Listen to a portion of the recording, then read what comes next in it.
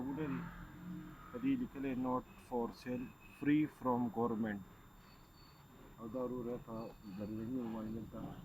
پراته دي دا وګورئ دا اسلامیت دی اسلامیت دی چټي جومات نوٹ فور سیل فري فرام ګورنمنټ شو دا په کباړ کې خرڅېږي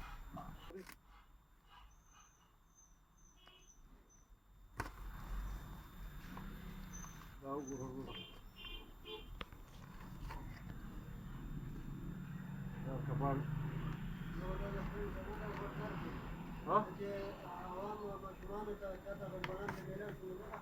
دا وګوره دا جنرال نالج دی دا کلاس 3 لپاره دی او د خیبر پښتونخوا ټیکسټ بک بورډ پېښور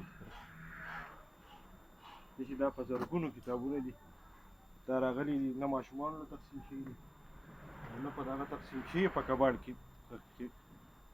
خرڅېږي